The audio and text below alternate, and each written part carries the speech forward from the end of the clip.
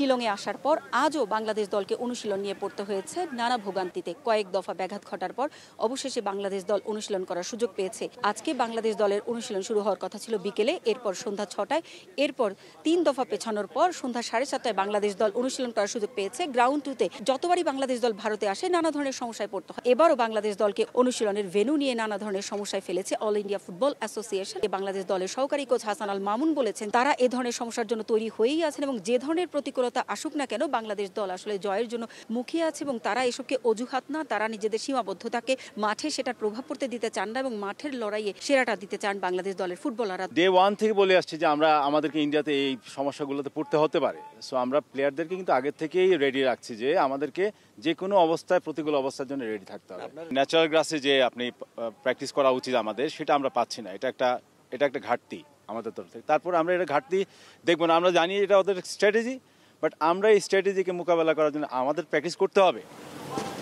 তাদের কাছে জানতে চেয়েছিলাম যে অনুশীলনে কোন কোন বিষয়গুলোতে গুরুত্ব দেওয়া হবে, তো কোচ আমাদেরকে জানিয়েছেন প্র্যাকটিসের উপর গুরুত্ব দিতে চান, কিন্তু যেহেতু ভারতীয় সাংবাদিকরা আছেন তাই শুরুতে এই বিষয়গুলো আমাদেরকে জানাতে দেননি। টেকনিক্যাল পার্ট, এবং আসলে এখানে তো আমরা টেকনিক্যাল পার্ট অনেক কিছু করতে পারবো না, কারণ এখানে আপনারা জানেন যে অন্যান্য ক্যামেরাও আছে।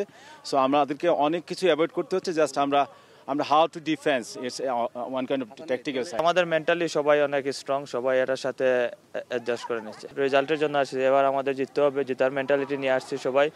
সবাই দোয়া করবেন আমরা যেন ম্যাচটা জিততে পারি। সবাই সবার সাথে কথা বলতেছি, যেভাবে আমরা মাঠে ফুটবলটা খেলতে পারলে আমাদের টিমের জন্য একটা ভালো পজিটিভ রেজাল্ট হবে, আমরা ওটা নিয়ে কাজ করছি। তীব্র ঠান্ডা শিলংয়ে, তবে সৌদি আরবে কন্ডিশনিং ক্যাম্প করার কারণে এই ঠান্ডার সঙ্গে কিন্তু বাংলাদেশ দল মানিয়ে নিতে পেরেছে। তো আমার কাছে এই ছিল বাংলাদেশ দলের প্রস্তুতির সবশেষ খবর।